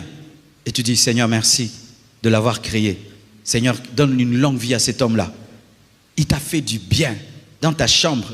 Une vieille prédication, mais tu la réécoutes, elle te fait du bien. Mais tu es chrétien, ça te fait du bien. Et alors un païen. Quand on prêche l'évangile, on fait du bien. L'âme de l'homme, en contact avec la parole, reçoit le bonheur. Prêchez l'évangile et vous ferez du bien aux hommes. Il va être capable de sortir du péché. Il voulait détruire son couple. Tu lui prêches l'évangile, tout d'un coup ses yeux s'ouvrent, qu'il a une belle femme, qu'il a des beaux enfants. Il s'arrête sur le chemin. Il voulait se suicider. Tu lui prêches l'évangile. Il arrête ce projet de suicide et il va au ciel. Il voulait anéantir sa destinée. Tu lui annonces l'évangile. Il découvre qu'il est appelé à des grandes choses et devient un grand homme. Tu lui as fait du bien. Tu as fait du bien. Quand on prêche l'évangile, on fait du bien. Tu veux faire du bien? Prêche l'évangile. Va de lieu en lieu. Tu fais du bien. Tu fais du bien. Tu fais du bien. Tu fais du bien. Tu fais du bien. Un jour, j'ai rencontré quelqu'un qui m'a dit, merci pasteur. J'ai écouté tes prédications sur Internet. Je me suis converti par tes prédications. J'ai été délivré au travers de tes prédications. Ma vie, ce sont tes prédications. La personne était en train de pleurer. Moi, je ne l'ai jamais vu. Je ne l'ai jamais rencontré. Mais pendant que je prêche là, je suis en train de changer sa vie. Frères et sœurs, c'est un bonheur pour moi. C'est un bonheur pour moi. Frères, rendez les gens heureux. Prêchez-leur l'évangile. Prêchez-leur la parole. Rendez les gens heureux. Donnez-leur la véritable joie, la véritable paix qui vient par le Saint-Esprit. Quand tu prêches, tu fais du bien. Je suis sûr que je te fais du bien. Alléluia. Je suis sûr que je te fais du bien. Parce que la parole de Dieu fait toujours du bien. Terminons, mes frères et sœurs. Évangéliser permet de libérer l'onction du Saint-Esprit. Je vais un peu m'apaisantir là et c'est comme ça qu'on va finir. Luc 4, verset 18, on peut me mettre un piano. Luc 4, verset 18, la Bible dit, « L'Esprit du Seigneur est sur moi parce qu'il m'a oint pour annoncer une bonne nouvelle aux pauvres.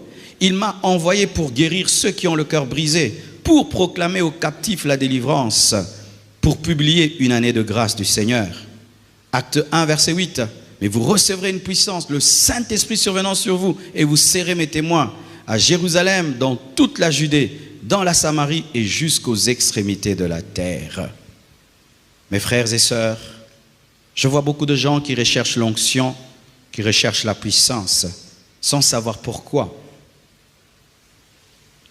Jésus dit, « L'Esprit du Seigneur est sur moi pour annoncer. L'Esprit du Seigneur est sur moi pour proclamer. » Nous recevons l'onction pour un but. Dieu ne nous donne pas l'onction pour nous donner. Dieu donne l'onction pour un but. Lorsqu'on te donne une arme et que tu es un militaire, ce n'est pas pour que tu puisses te pavaner avec, mais c'est pour que tu défendes la nation. Pareil aussi avec l'onction. L'onction nous est donnée pour annoncer et pour proclamer. L'onction sort par la bouche. L'onction sort par la bouche. Si tu ignores le but de l'onction, tu mourras avec une grande onction que tu ne vas jamais découvrir. Quand l'onction vient sur toi, le but, c'est faire de toi un témoin. Et le vrai terme, c'est martyr. Et vous serrez mes témoins. Pas seulement vous témoignerez, vous serrez. C'est-à-dire que l'onction transforme ton être. Et ton être devient un témoignage. Nous sommes oints pour parler. Alors quand tu demandes l'onction, Dieu te pose toujours la question, mais tu ne l'entends pas souvent. Pourquoi? Pourquoi tu veux l'onction? Pourquoi tu veux l'onction? Pourquoi tu veux l'onction? Pourquoi tu veux l'onction? Pourquoi tu veux une arme? Non, je ne veux pas aller en guerre, je veux en avoir quand même. Jamais le gouvernement ne peut te donner une arme pour ça. Cherchez l'onction pour prêcher. Cherchez l'onction pour annoncer. Cherchez l'onction pour délivrer. Cherchez l'onction pour guérir. Et si vous avez l'onction, c'est pour délivrer. C'est pour proclamer. C'est pour annoncer. Il y a un homme de Dieu, au temps du réveil, on le connaissait déjà. On ne connaissait pas quand est-ce qu'il allait prendre la parole. S'il vient, il s'assied, vous chantez, et On attendait. Il restait sur la chaise. Jusqu'à ce qu'il sera revêtu de puissance. Si ça va prendre 1 heure, vous attendrez 1 heure. Quand seulement la puissance de Dieu vient sur lui, il prend le micro, il prêche. Pourquoi? Il sait que tu ne peux pas prêcher sa l'onction et il sait que l'onction vient pour prêcher. Alléluia. Tu as reçu l'onction pour proclamer. Tu as reçu l'onction pour un but. Parce que Dieu n'investit jamais pour rien. Tout ce que Dieu donne, c'est pour un but. C'est pourquoi nous rendrons compte même des onctions que nous avons reçues. Vous qui venez ici, recevez, vous tombez. Recevez, vous tombez. Monte ici, tu montes là-bas. Take it, tu reçois. Frère, Dieu va te demander des comptes. Qu'est-ce que tu as fait de cette onction-là? Il y a des gens pour lesquels j'ai prié seulement 1 fois. Mais il faut voir les choses qu'ils sont en train de faire. Toi, j'ai prié pour toi-même 100 fois. Tu ne fais rien. Tu veux encore une autre onction, une autre onction, une autre onction. Qu'est-ce que tu as fait de la première onction? Chalabro. J'ai reçu l'onction à l'âge de 21 ans. 21 ans. Mon pasteur a fait un jeûne et puis nous a fait jeûner. Et il a dit ceci: j'ai déjà jeûné. La dernière partie, vous jeûnez. Et s'il n'y a pas l'onction dans la salle, ce sera votre faute. Et on a jeûné. On est venu à l'église mince comme tout.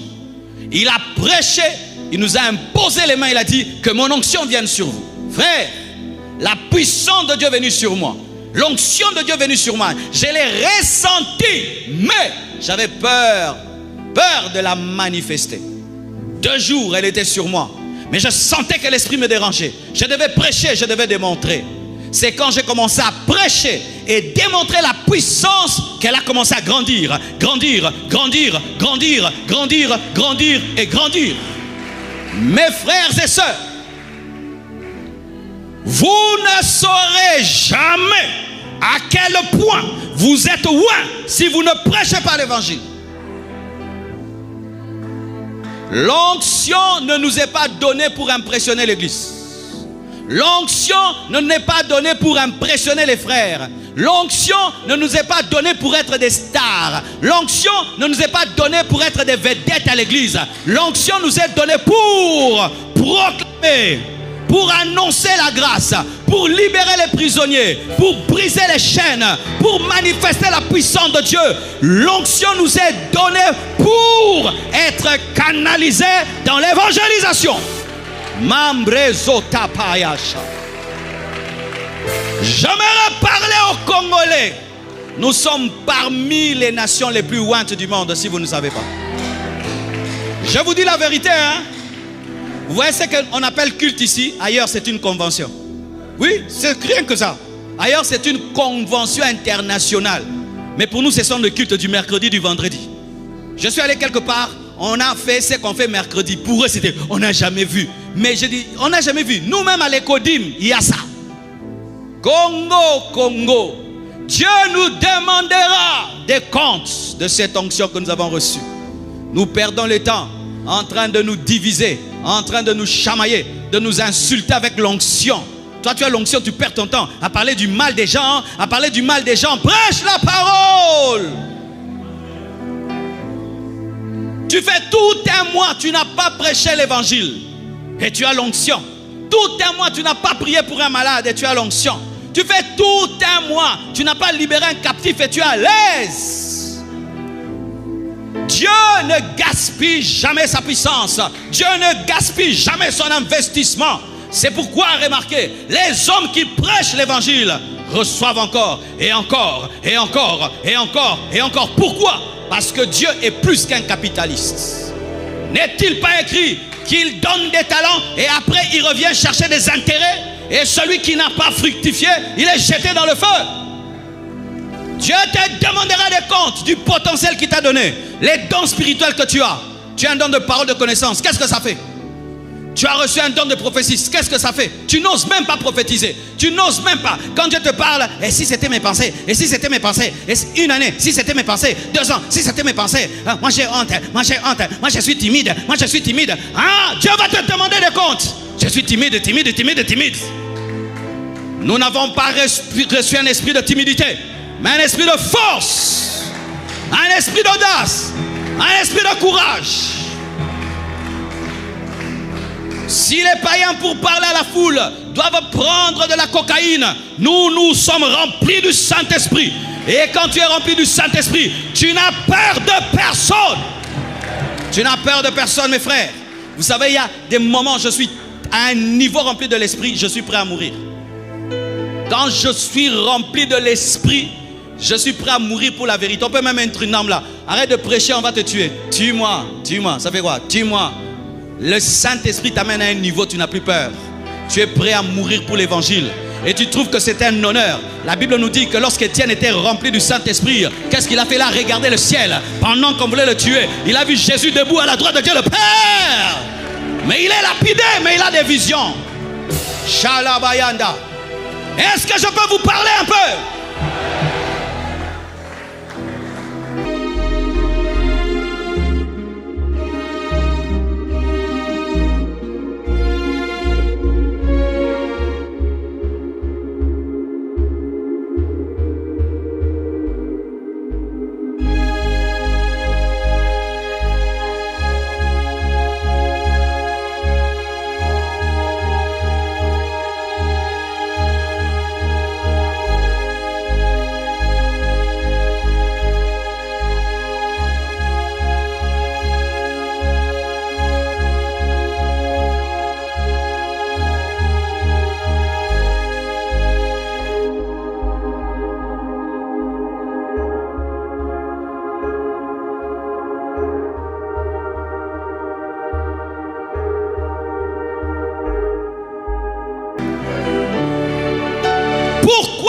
Recevons des onctions et nous ne les gardons pas.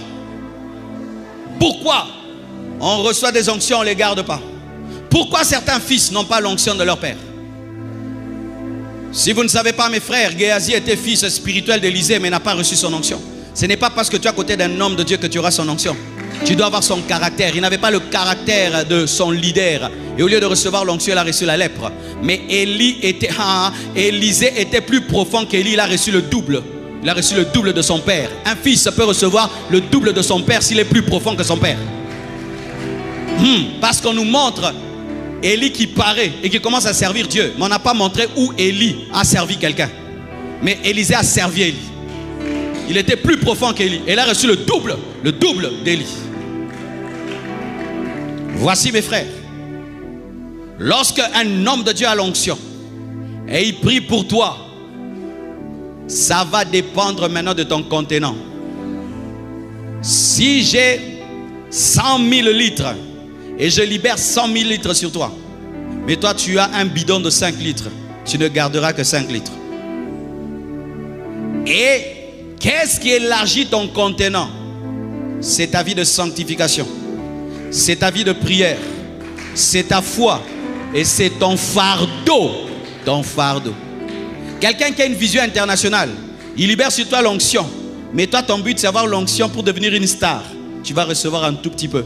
Parce qu'il ne t'a pas communiqué ça pour ça.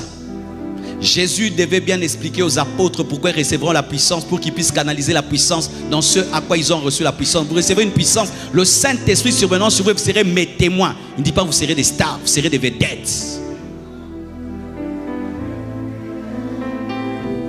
Encore. On peut prier pour toi. L'onction qui sort est grande. Mais toi, tu as un petit réservoir. Tu as une petite vision. Tu as peu de foi. Tu as des péchés que tu refuses d'abandonner. Et tu ne sers pas Dieu. On a vu des gens voir Renard Banquet. Ils ont couru toucher Renard Banquet. Pour. Ils ne sont jamais devenus des Renard Banquet. Ils ont vu Bénigne, ils ont couru, bouh, ils ne sont jamais devenus des Bénignes. Je vois même des gens qui courent, ils me touchent, bah, ils ne sont jamais devenus des pasteurs Marcelo. Pourquoi? Ce n'est pas parce que tu touches un homme de Dieu que tu reçois l'onction véritable. Tu dois aller servir Dieu. Et si même, et même certaines conditions, pour avoir l'onction qui coule sur un homme de Dieu, tu dois le servir. Certains veulent tricher dans le ministère. Pendant que tu marches là et tu es tout simplement comme ça, tu recevras la guérison, mais pas l'onction de mon ministère. Il y a une différence. La femme à la perte de sang a reçu la guérison, mais n'a pas reçu l'onction du ministère de Jésus. L'onction du ministère de Jésus était communiquée à ceux qui étaient dans la chambre haute parce qu'eux allaient évangéliser. Je peux m'asseoir là, tu touches ma veste. Tu vas être guéri, un démon va te quitter. Mais recevoir le manteau ministériel, non. Tu dois accepter que je te forme. Tu dois t'humilier. Tu dois patienter. Sinon, tu vas faire du triche et tu as une onction d'une semaine, après il n'y a plus rien. Moi, je me suis mis au pied de mon pasteur pendant 4 à 5 ans. J'étais le domestique de l'église, alors que chez nous, j'avais des domestiques. Je balayais l'église, il m'envoyait à gauche, à droite. Il me gueulait, j'ai accepté, je supportais. Des fois même, il nous demandait de chanter sous la pluie. On chantait sous la pluie.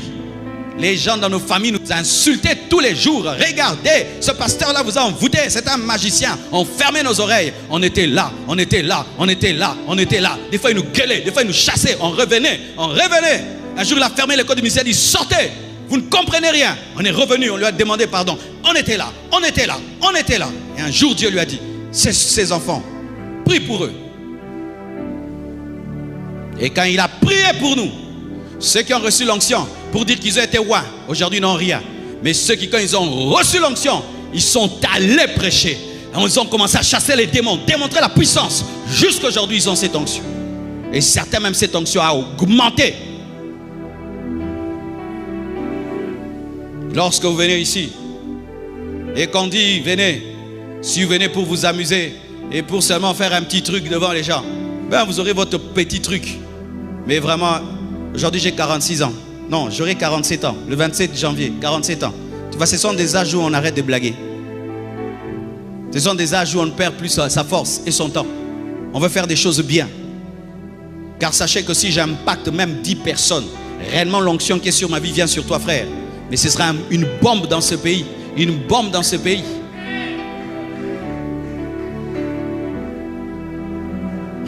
Je termine d'ailleurs. Certains, vous voulez l'onction pour avoir la vie du pasteur. Non. Ne cherche pas mon onction pour être comme moi, t'habiller comme moi, avoir ma voiture, ma maison. C'est pas ça. Cherche l'onction pour gagner les âmes. Cherche l'onction pour gagner les âmes. Cherche l'onction pour aller même à Boma. Et tu amènes un réveil à Boma. Tu vas en Mbujimaï, tu amènes un réveil en Mbujimaï. Moi, je cherche des gens comme ça. Pasteur, je veux que tu pries pour moi. Je pars maintenant à Chikapa. Je vais amener le réveil à Chikapa. Pasteur, prie pour moi. Je vais aller au Madagascar, amener un réveil. Et tu pars, tu m'envoies des photos, des paralytiques qui marchent, des aveugles qui voient, des foules que tu baptises. C'est ça le but de l'onction. Et pour terminer, voici. L'onction de Dieu n'opère pas seulement dans la prédication, mais l'onction opère aussi dans l'évangélisation de ta vie. Qu'est-ce que je veux dire? La Bible dit, vous recevrez une puissance, le Saint-Esprit survenant sur vous et vous serez mes témoins. On parle de l'être. Pas vous me témoignerez, c'est-à-dire que vos vies seront un témoignage. C'est-à-dire quoi? Tu reçois l'onction pour être un bon avocat. Tu reçois l'onction pour être un bon médecin. Tu reçois l'onction pour être un bon professeur d'université. Tu reçois l'onction pour être un député. Tu reçois l'onction pour être un sénateur. Oui, mes frères. Il y a un médecin, j'aimerais d'ailleurs témoigner de lui publiquement. Il a un hôpital à Rigini. Il prie dans l'église Trinité. Cet homme, je vous assure, ce n'est pas un médecin ordinaire. Je lui ai envoyé au moins 3 cas. C'était des gens qui devaient mourir. Ce gars-là, il les sauve toujours. Et vous savez comment il commence? Il dit, je suis un serviteur de Dieu. Je suis un enfant de Dieu. Il donne ses mains à Dieu. Et il prie. Frère, même là où les grands hôpitaux échouent, lui, il réussit. Il est pasteur, serviteur de Dieu. Et je vous dis, lui, les miracles opèrent dans sa médecine. Les miracles opèrent dans sa médecine. Et quand tu le rencontres, il est d'une humilité. Tu sens en lui, il y a l'onction. Tu peux être un médecin qui peut voir. Non, ce n'est pas la rate, c'est le foie. Tu peux être un avocat, tu fais une plaidoirie. L'Esprit de Dieu te remplit et tu remportes la plaidoirie. Daniel était roi. Joseph était roi, mais il était ministre. Joseph était roi, mais il était ministre. David était roi, il était roi. Il était roi. Il était roi. Il était roi. La puissance de Dieu est capable d'opérer même dans tes affaires. tu reçois des idées en or d'affaires pour le royaume de Dieu. Un homme de Dieu un jour, l'Esprit de Dieu lui convainc. Va dans cette parcelle-là, va la louer. Va la louer. Il obéit, il va la louer. Pendant qu'il la loue, il fait une expertise. Il trouve qu'il y a le pétrole. Le propriétaire ne sait pas. Il va vers lui. Il dit, vends-moi. Le propriétaire lui donne un grand prix. Il va à la banque, il prend un crédit. Il fore le pétrole et il rembourse. Aujourd'hui, c'est un millionnaire. Il a reçu une idée venant de Dieu. Lorsqu'on parle de Jacob, Jacob, ce n'était pas qu'un prophète, c'était aussi un homme d'affaires, mais qui avait l'onction qui opérait dans les affaires. Isaac, c'est aussi un homme d'affaires. Mes frères et sœurs, lorsque dans l'onction, nous n'opérons que dans l'évangélisation, mais nos vies ne sont pas aussi des évangélisations, ça fera que ceux qui vont prêcher n'ont pas les moyens de prêcher parce que personne ne réussit dans la vie. Si nous tous, nous sommes que prêcher, qui va soutenir l'église? Qui va soutenir les croisades? Qui va soutenir? Vous devez réussir dans vos vies par l'onction. Par l'onction. Par l'onction. Parce que le diable donne l'onction à ses enfants pour devenir des ministres, pour devenir riches. Dieu donne aussi l'onction à ses enfants pour devenir riches, afin de soutenir l'évangélisation. Et retenez ceci. Si tu reçois l'onction, pour rien, ne la cherche pas. Plus ton but est grand, plus ton onction sera grande. Quand tu commences à prier pour des continents, l'onction continentale vient sur toi. Quand tu commences à prier pour le pays, des onctions pour le pays viennent sur toi. Mais si tu n'es que dans ta petite vie, tu auras l'onction pour ta petite vie. Prions le Seigneur. Prions le Seigneur. Charabasé.